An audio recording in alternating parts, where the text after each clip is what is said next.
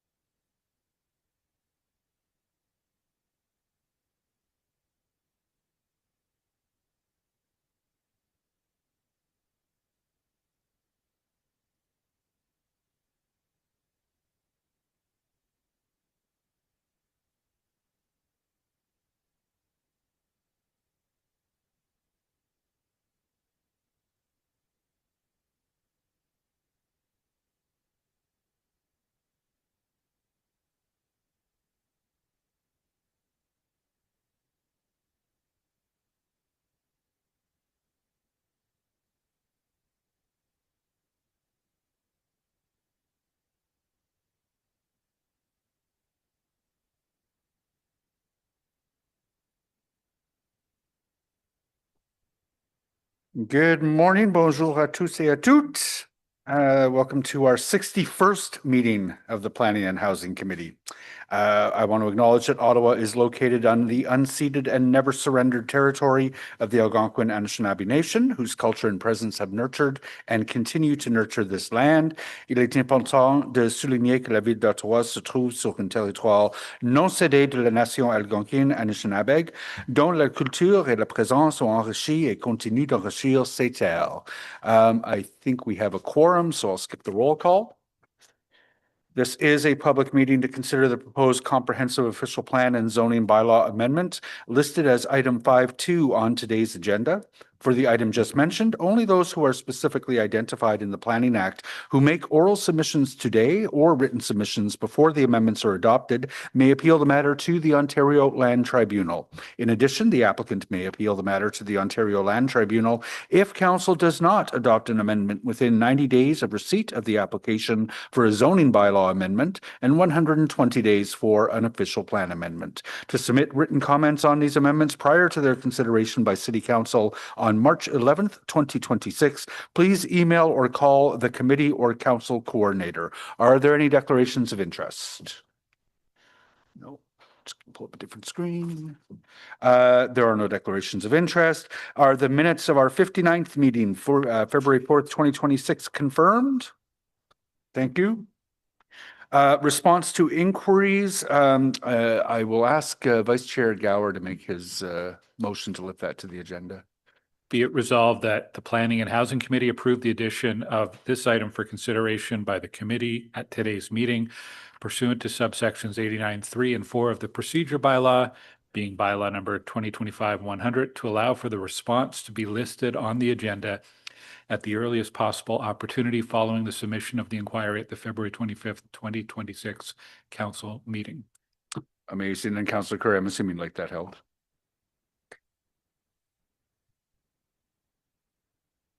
We have the 2025 annual report pursuant to the Building Code Act. They are prepared to make a presentation if asked for.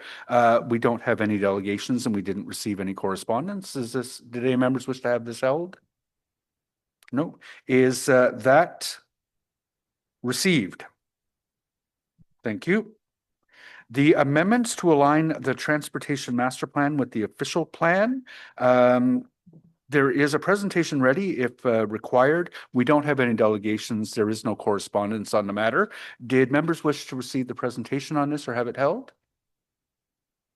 No? I'll hold it for a comment. Pardon? I'll hold it for a comment. Or Oh. wait, or is it the next one that I want to hold for a comment? I think it's the next It's one. the next. DCs. Okay, so if we Standard. carry this item? Yes. Yeah, approved and adopted. Yes. Oh, Councillor Kavanaugh would like that held. Okay, so we'll hold that one. Did you want the presentation? Okay, we'll get the presentation on that as well.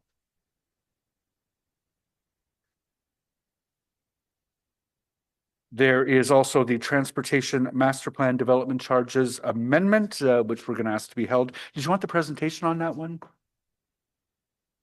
No? Okay. So held for questions.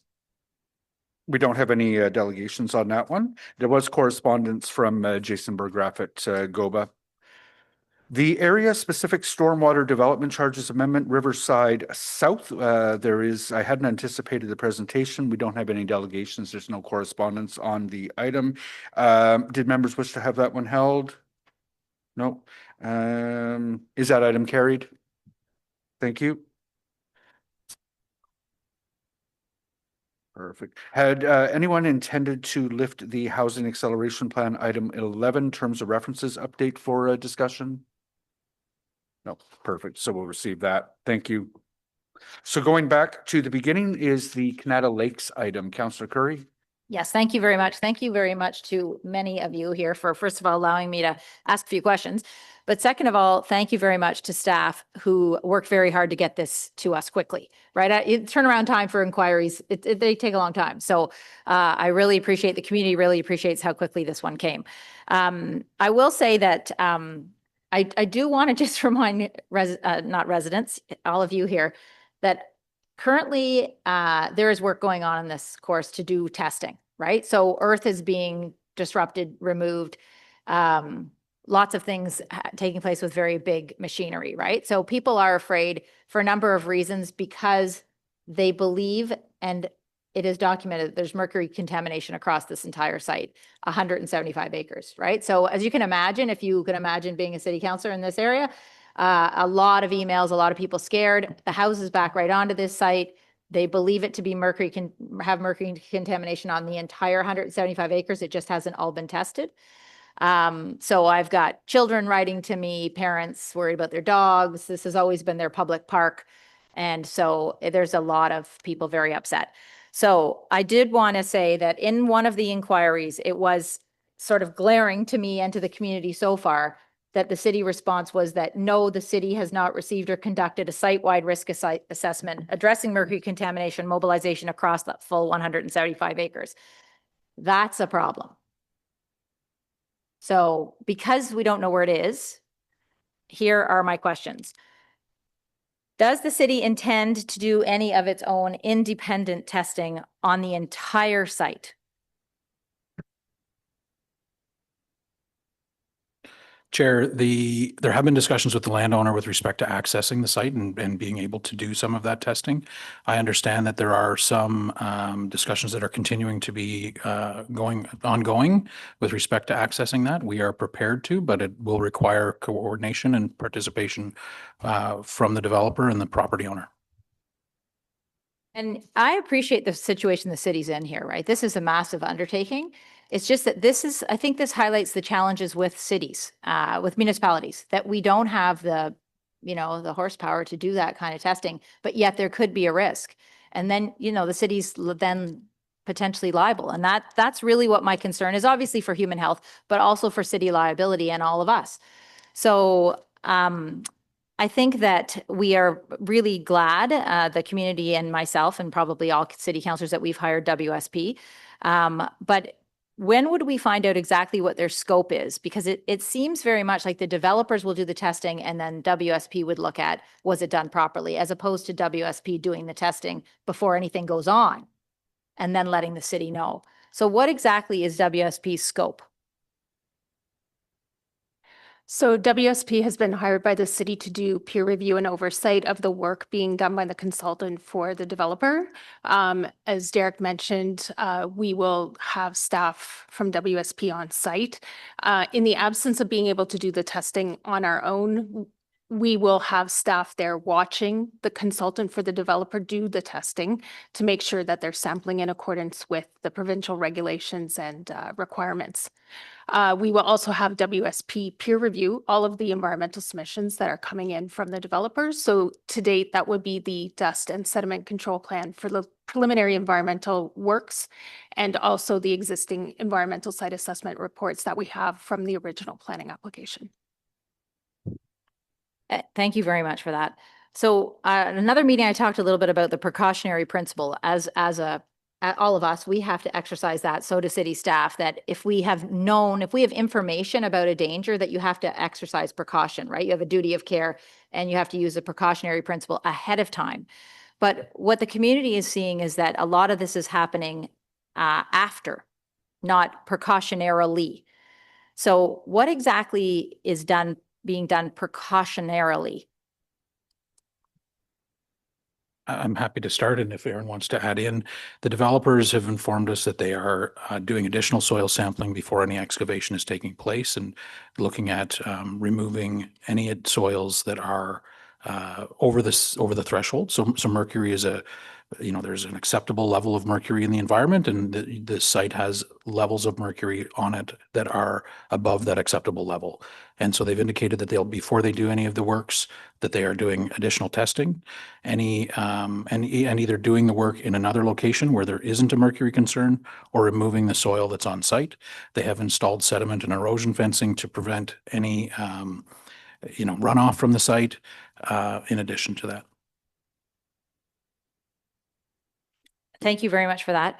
But the challenge the community has is that we've just said we don't know where the mercury is across the 175 acres. And then we say where there's no concern, but they don't know that there's no concern. Like that is what I'm getting at. Like, if we don't know where the mercury is, but yet it's a golf course where, those chemicals, pesticides were put over the entire golf course and over a lot of years because it's an older course and that's when they used a lot of mercury contamination. The chemicals they used had a lot of mercury in them, but we don't know where it is. We only know that there were sites and the levels were very high, but we don't know that the levels weren't even higher in another location, right? So we're going on that we believe that the places that weren't tested maybe don't have any mercury, but we don't know that to be true. You see the challenge? So the phase 1 and phase 2 ESA did a number of samples across the site. And I apologize, I haven't added them up and got into an exact calculation, but roughly 2/3 of the samples on the site did not have excessive levels of mercury. So there are certainly areas where there is, exceedances, but there's a lot of the site that hasn't demonstrated that there is exceedances. And I appreciate that there's community members that may have concerns, but it has not yet been borne out in any of the evidence. The developer is doing additional testing currently as they're proceeding with their work in the areas where they're going to be doing excavation to ensure that they're dealing with it, know what they're dealing with in those areas, and that they're dealing with it appropriately if there are exceedances. But at the same time, we're saying we don't actually know. Like the answer to the inquiry was no, the city does not know across 175 acres. We have not received that study, but they are continuing to do environmental sampling, testing for mercury before they undertake excavation works currently. Yeah. I don't know. It's that this is not an easy thing for me to go back to the community to answer and say, don't worry about anything. Like that's the problem. How am I supposed to go back and say that? Like I have asked for specifically, the medical officer of health has written a letter to the MECP, but I've asked, can he further elaborate on whether he has concerns or not? And I've asked for that. I mean, do you see me getting a response so that the community could say, well, the medical officer of health is saying that he has no concerns about human health and wildlife and water? I'll answer that. This is Marcia Wallace, the General Manager of Planning, Development and Building Services. I have spoken with the Medical Officer of Health. He's explained to me how and when he would typically get involved in a ministry-regulated file like this. It is usually if there's a very clear exceedance or pathway to that creates a public health concern, and they are trying to figure out, for example, what will the permanent mediation be in terms of how to protect people. But at this point, there is no reason from his perspective for the public health to get involved. And he is made that clear to the ministry that if and where they see a role for him, he would step forward. But at this point, he does not see any specific action that public health should take. And we have shared with him the ministry tables and the ministry. He's familiar with the ministry process. He's been involved in other situations, but he does not see this as a file that he needs to be involved in at this time. Can we ask him to put that in writing? That he doesn't have any concerns?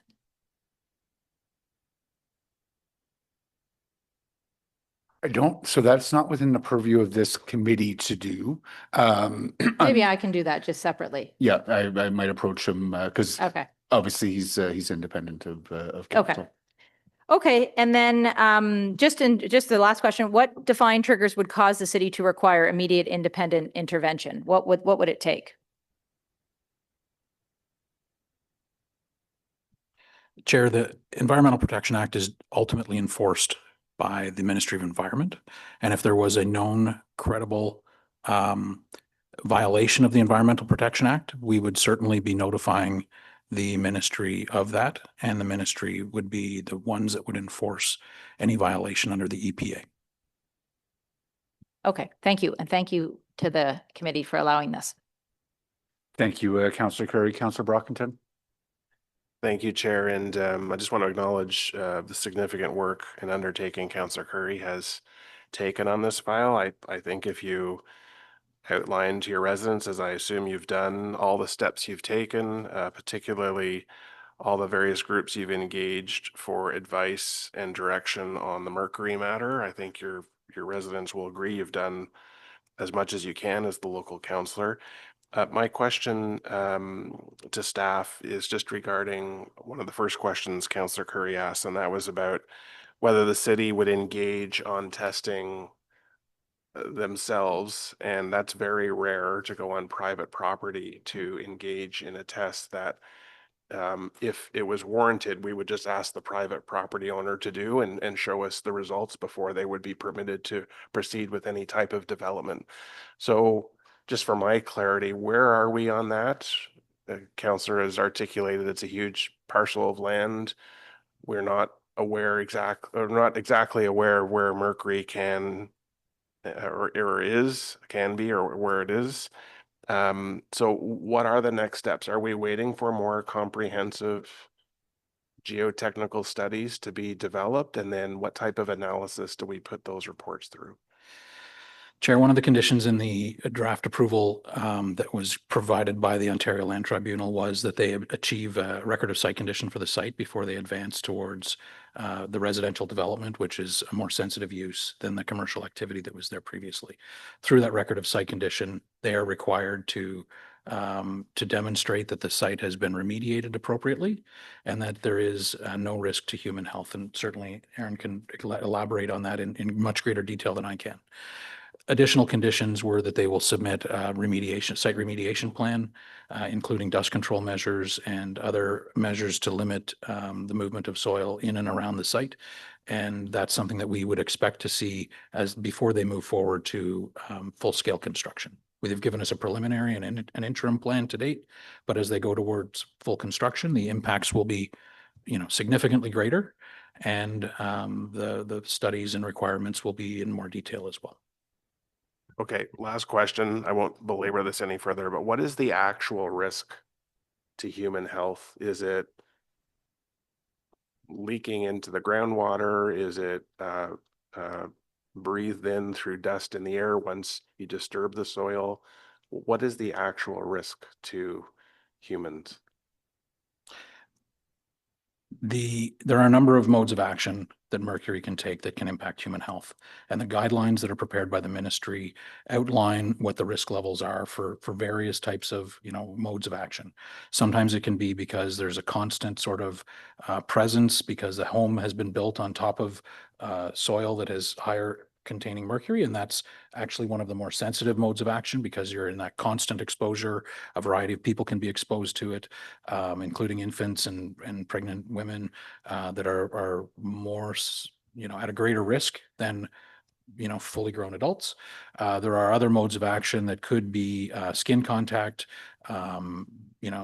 breathing, and there are, within some of the documentation from the ministry, there are sort of thresholds of concern for each of those, and the standard is set at the most conservative level, which is related to the infiltration through the home.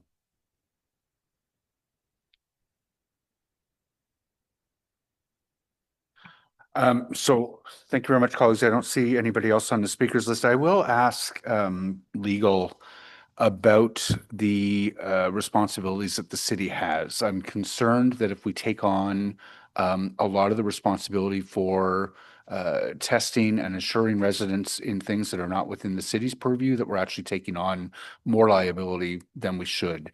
Can I just get a clear understanding from our city legal staff?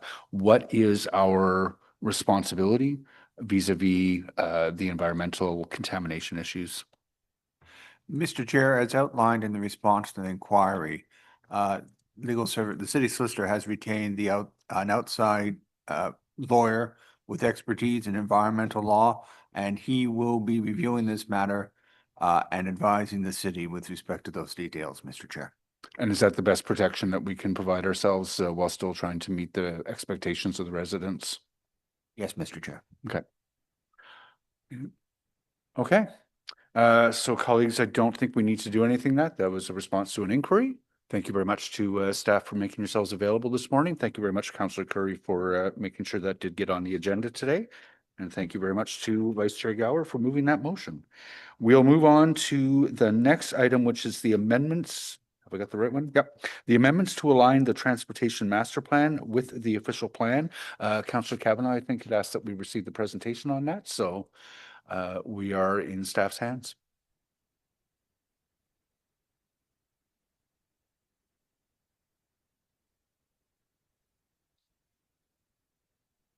Is anyone going to give us a presentation on that?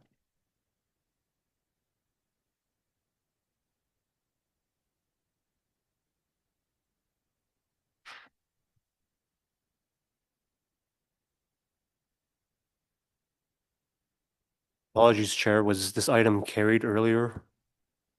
Nope, we held it. Councillor Kavanaugh had asked that we may have the presentation.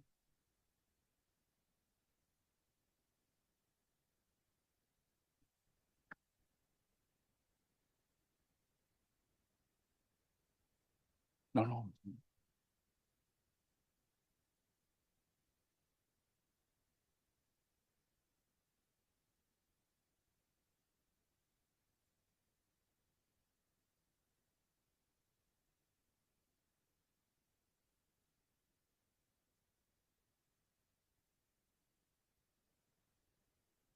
Good morning.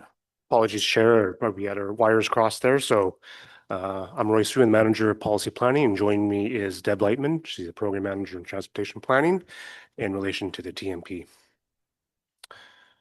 Next slide.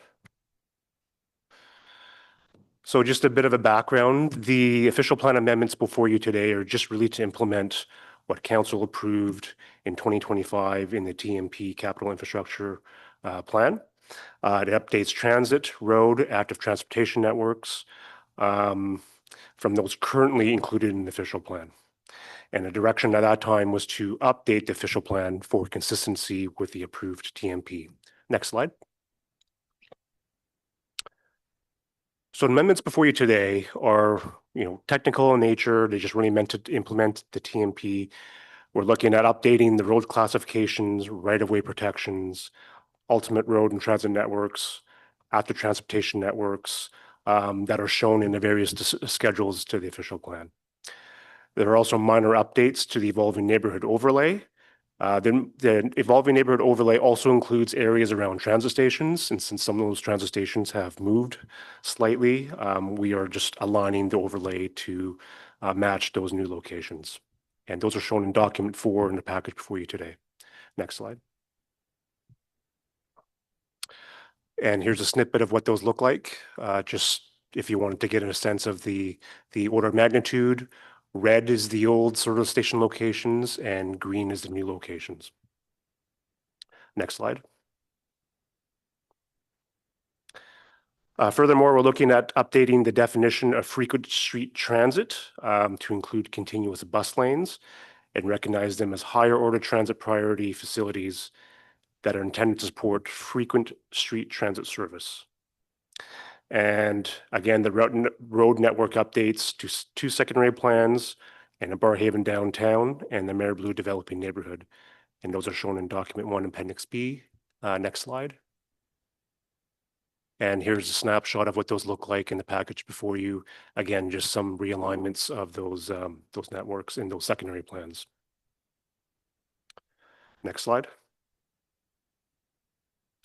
So in closing, the recommendation before you today is to update the official plan to align the mapping and policies with the council approved update to the TMP and reflect minor changes to neighborhood zoning details. So the new bylaw implements the evolving neighborhood overlay. So the recommendation for you today is to update the new bylaw to reflect the new station locations in relation to the evolving neighborhood overlay. Thank you. Thank you very much for that. We don't have any delegations signed up, so straight to staff. Thank you, Chair. Thank you for taking the time to do that. This is an important issue in my ward with 7 brand new stations coming in. We're going to see transportation getting to the stations is really important, especially active transportation. And I want to know how it's going with discussions with the NCC since their pathway system is really important. I had an incident this winter of just trying to clear paths to get to the station that exists. And it was a back and forth of trying to decide whose responsibility it was. And finally, stage 2 took the lead and actually got people to get to the station. So I just want to make sure there's no blips in the future, that we're looking at how people get to the stations. I'll provide a bit of leash on that one, but it's well outside the purview of what this report is addressing. So. Through the chair, we do work with the NCC on planning and implementing pathway networks that work for all of our residents. The ones you're talking about wouldn't have been in the transportation master plan. They were part of the stage 2 project scope, which was established well before this transportation master plan. But going forward, we do have sort of every intention to try to develop pathway networks through our works and through the NCC's work that connect us to our transit stations. Thank you. I just wanted to get that clear because people are concerned about that and a lot of frustration. Okay, thank you. Thank you, Councillor Kavanaugh. Sorry, I just got to pull my screen back up again. I don't see any other hands up. So is this item, what are we going to do? Received. Thank you. And so my understanding is that the Agriculture and Rural Affairs Committee will also be dealing with this matter on. Oh, it's carried. I'm sorry. Is that item carried? Amazing. Which leads us to the second one that we held, the Transportation Master Plan Development Charges Amendment. That was held without a request for a presentation. So did you just want to go straight into questions, Councillor Kitts? Sure. I don't actually have questions, but the team can come up if they want. Comment? Yes. So I know that this is highly administrative, but I have been looking forward to this report because since 2023, I've brought forward 7 motions related to transportation infrastructure and planning that are outstanding. And I asked for an update on them recently. And I won't bore you to death with the details, but I will refresh your memory a little bit. So April 26, 2023, allocating increased funding to major transportation infrastructure projects in areas of significant new development. January 15th, 2025, development charge funding principle for new roads allocation. June 26, 2025, use of development charge, future debt and new funding strategies. And feasibility of establishing transportation infrastructure conditions for draft plan of subdivision and site plan control are some of the motions I brought forward. And you'll see that 3 of the therefore be it resolves were supposed to be resolved in this report. But after getting the briefing on Monday, I fear that the spirit of the motions, which is of course they're all trying to accelerate infrastructure projects in growth areas, is being lost. Because in my view, what's in this report does the opposite. It is reducing development charges by 2% outside the Greenbelt.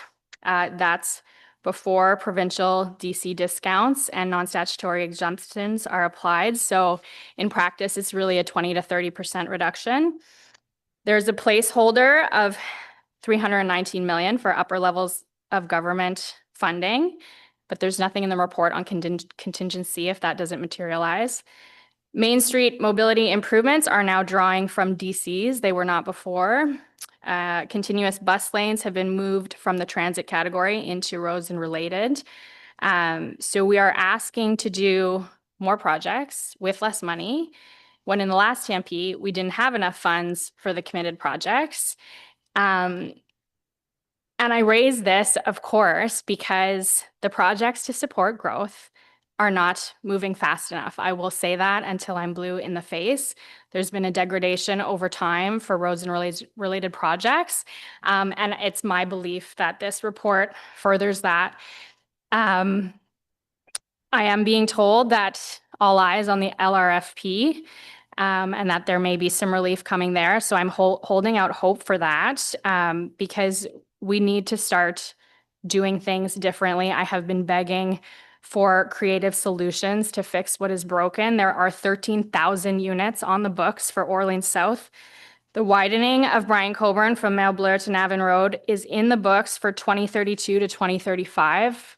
In my opinion, it's needed today, but I think that timeline is optimistic, based on this, what's in front of us. And I can almost guarantee that it will be pushed out further. And that's road capacity for buses and for vehicles. Historically, what has happened is we put the projects on paper. Councillors go to their communities and say, don't worry, it's coming. And then it doesn't materialize. And what's more dangerous is that the developers use the projects to justify intensification, and you end up with the transportation mess that is Orleans South. So we have to fix this. And I thought about bringing motions forward today, but I've temporarily lost faith in motions. So I'm just going to vote against this, but I am pleading once again, we need solutions to accelerate transportation infrastructure in growth areas. I'm going to say it at every meeting. Thank you. Thanks, Sharon. I agree with Councillor Kitts, but I'm not going to focus on that. Somewhat surprisingly, I think we only had one written submission. We have no delegations today on this, and usually development charges bring a lot more attention and interest. But the one delegation, or the one submission, pardon me, was from GOBA, and they raised a number of questions.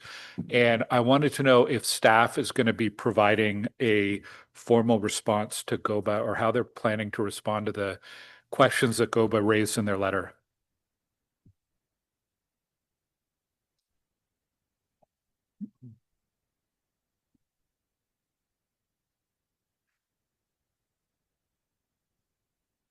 So we did respond yesterday evening at around 4:15 p.m.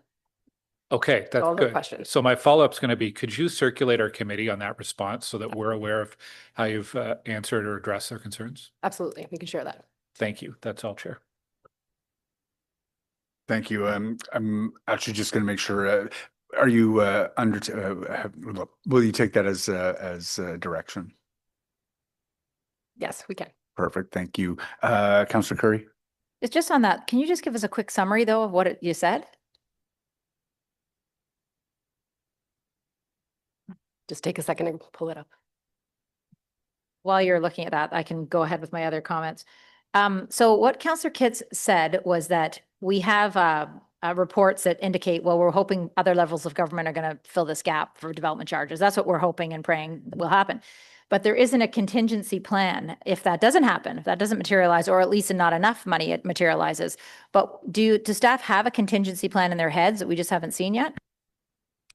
Through the chair, the projects that have the expectation of funding from other levels of government are the continuous bus lane projects, which are being submitted to the Canada Public Transit Fund. We're actively working with the province to get those into the federal government shortly. And we do know there is funding available. The Canada Public Transit Fund does have a kind of large Canada-wide allocation, and our application is based on our sort of reasonable expectations of what the City of Ottawa might receive. So we are, at this point in time, kind of cautiously optimistic that the funding for those continuous bus lane projects, as well as our transitway projects, they're all being submitted. Sorry, both types of projects are being submitted. So at the moment, there is kind of real funding that the federal government has allocated and that we would hope to hope to use for those continuous bus line projects. We haven't, because we are busy preparing and submitting that application, we haven't thought about if or how we would implement the continuous bus lane and the transitway projects if that funding doesn't come forward. We do have sort of transit isolated measures funding that isn't contingent. So doing smaller scale projects would perhaps be the one path forward to make sure we can allow our buses to move through the city quickly. So, and thank you for that. I'm glad you guys are working very hard on that, and maybe we will get the money.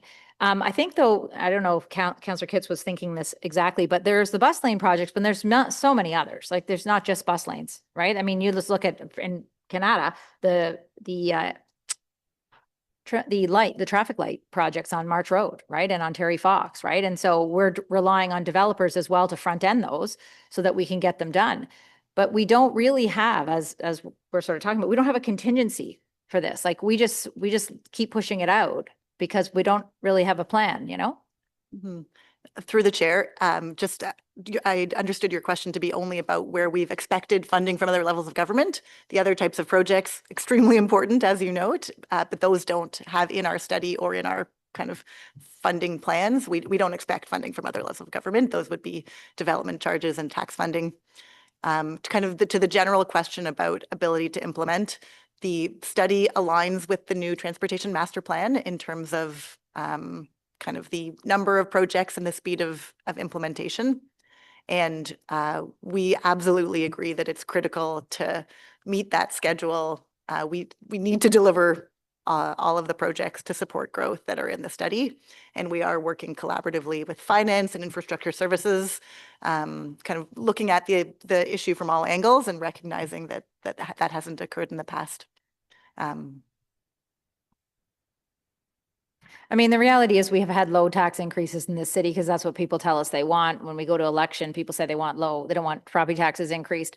We don't have that many options, you know, to get money for these types of projects. It's tax increases. And if people aren't going to, you know, vote for candidates that want higher tax increases, then we suffer without the money to do some of these projects. I understand the transportation master plan. We've put years as to when these things are going to happen, but you look at this situation, not to go back to Canada North, but if that development were to ever go forward on the Canada Lakes Golf Course, Campo Drive needs to be widened. We don't have a widening till 2046 on that road. 2046, I mean, you know all the history of that. We built all those buildings assuming the LRT would come to Canada, and you know, the density now is insanity, and we still have the same little two-lane Campo Drive and no LRT, you know, and, you know, we carry on and residents complain and complain and complain. We say, well, you know, just wait till 2046. No problem. People tell me I won't be alive by then. I will not live to see this, you know, happen. So, you know, honestly, this is quite the time for infrastructure, in my opinion. But anyway, if you have a summary of what we said to Goba, that would be helpful. Yeah, so they asked us about 11 questions and clarifications. So the first question or clarification was around the percentage changes between the roads rates. So we clarified what those were. Really, their rates of change were based on a previous study, not the current rates. So that was clarified in the response. The second question was around property. I don't know whether you want to talk to the property piece. Okay, perfect. So what our response there was, we agreed with what they were proposing. So we were looking to make an adjustment to the final table. It doesn't have any implications on the rates. It doesn't have any implication on the capital program. It's really just a clarification in the table that's there. So we will make that adjustment for the final study. The next question they had was around the VKT that was used. So it was vehicle kilometers traveled in transit mode share calculations. So again, that was a table included in the study that they were seeking clarification on. So the updated study does include those tables. So we did provide that clarification. And the next one was surrounding life cycle renewal for traffic monitoring systems. So that question was really the concern around life cycle renewal being in the name because it's not DC eligible if it's strictly renewal. So we did clarify with Public Works traffic staff that that name is misleading. It was used in previous studies. However, it is misleading. So we did clarify that it is also pertaining to growth. That program itself is only 20% growth related. So that is pertaining to the growth component of that. So we did clarify that response as well. The next one was around the various works yard facilities. So they were looking for clarification on why that program increased. So that's a public works project within the study. So it increased from the 2019 study by 10 million. So that is largely due to cost escalations in that program. So we clarified that with staff and clarified that back to GOBA. The next question is surrounding BTE changes. So city staff provided clarifications on why there are BTE changes throughout the study itself. So this one was pertaining to network modification program and why that's less. The next question was regarding the intersection control measures program. So just questions surrounding the provisions for inside Greenbelt, outside Greenbelt. So we clarified that. And the next question again is around BTE changes. So the change from transit priority measures that is being realigned to roads and related services. It was previously 32% BTE in transit, and it's being realigned and into an amended program to 4 to 5 BTE. So that was clarified. And then the next one is surrounding development, sidewalks and urbanizations. They're looking to clarify that program and the local service obligation. So we clarified that in the response, and the local service guidelines is also included in the amended study that's attached to this report. And the second last question is surrounding the grants and subsidies. So we do have the inclusion for or provision for the Canada Public Transit Fund Metro Regional Agreement stream. And then the last question was surrounding growth. So they were looking to understand why the growth was less within this study than the previous, and Hempson responded to that question, and really that we haven't changed the population employment targets from the 2024 study, but growth occurred quicker in the previous planning horizon, so it was updated to a lower number within this horizon. Okay, thank you for that. Thank you. Councillor DeRoche, is your hand still up? Yes, it is. Welcome. Virtual hand. Thank Please you, go Mr. Chair. Thank you, Mr. Chairman. Councillor Kitts is spot on. I supported the transportation master plan as a compromise. There's a lot of water in that wine, but the expectation would be that we would move on road projects, right? That add cycling capacity, add pedestrian capacity, support our bus network, increase the reliability or improve the reliability of buses. And I was a bit surprised to see in the budget, like we were all gung-ho about the TMP, and then we get into the budget, not a lot of design work underway. So if we're going to go after federal provincial funding, start the design on some of these key road projects like Earl Armstrong so that they can get to a point of construction ready. And as I said yesterday at corporate, start purchasing the land that we need to acquire so that we can get them construction ready as quickly as possible. I agree with Councillor Kitts and several of the suburban councillors. We've seen significant growth and the infrastructure has been lagging, and residents are prepared to do more on housing, but they want to see the services and infrastructure that go with it. And we can't just press the easy button, as Councillor Hill says, for suburban development and not have kind of the infrastructure that is needing. Certainly pre-amalgamation, they would have done a lot of the work that we're contemplating at the present time. So please get started on some of those design works that are critical. On the issue of funding, do you have the money for Earl Armstrong, both extensions, as part of the calculations that you're doing today? Through the chair, the Earl Armstrong extension is within the 10-year horizon, so it is included in the development charges background study, same kind of order as the transportation master plan. So we will have the money to do these projects once we get to the state of construction readiness, which needs to happen sooner rather than later. Correct. Okay. And for the transit projects, so the Riverside South BRT from Barrhaven to Riverside South, which will take pressure off the Vivian Memorial Bridge, which will massively improve reliability of our bus network, which will connect many people to the Line Bank Station. The Bank Street lanes that we're contemplating in South Ottawa, you're proposing that we would secure federal provincial funding for these projects so that they can advance. Through the chair, yes, the submission to the Canada Public Transit Fund is based on the Transportation Master Plan.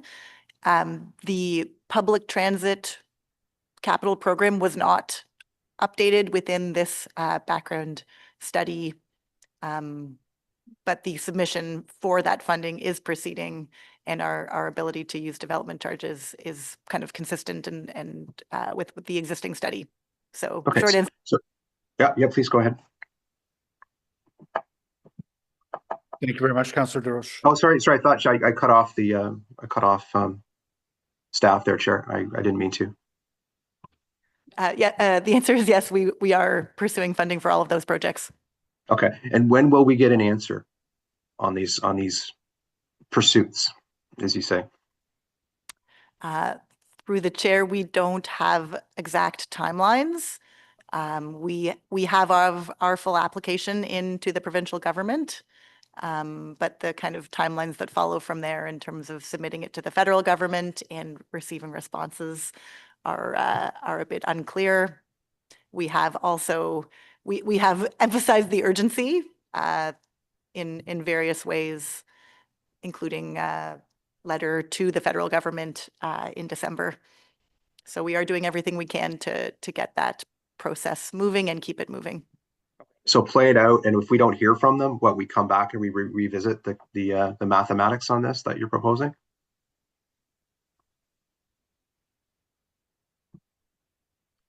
Through the chair, the annual budget cycle is the time that we look at the funding that we would reasonably expect to receive, or the status of those, and if that funding is not there, what we can do without it. I mean, I think I did mention that we have a high degree of confidence that Canada Public Transit Fund Metro Region Agreement Stream funding is available. We've already qualified. There was an expression of interest early submission, so we have been invited to submit a full package. So kind of early signs are positive. Okay. Well, I and members of the community will be following it closely. They live day in, day out, as do many people right across the city with the pressures of growth that we're seeing. They're concerned about the growth projections that are proposed. They're concerned about seeing developments going forward with no minimum parking and how we're going to accommodate this from top to bottom. So I look forward to seeing some real progress on this. The energy that we had in the TMP to get this done needs to continue and really be a force to respond to the residents. Thanks, Mr. Chairman. That's all. Thank you very much, Councillor. I don't see any other hands up. So with that, is the report recommendations carried? Dissent. Thank you. Dissent. With recording the dissent from Councillor Kitts. We'll move on. We have no in-camera items that I'm aware of today. We've already dealt with the IPD. Are there any notices of motion for consideration of the subsequent meeting? Nothing came in ahead of time. Nope, no hands up.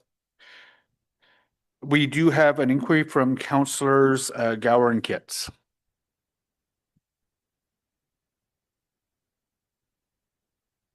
Yes, so we're jointly bringing this forward.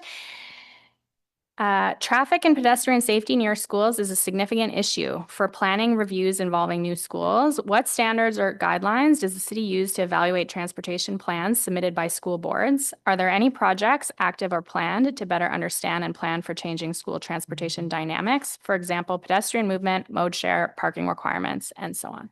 Thank you. Thank you very much for Vice Chair and Councillor. Are there any other inquiries? Nope. We don't have any other business. We're adjourned until our next meeting on April Fool's Day, 2026. Thank you, colleagues.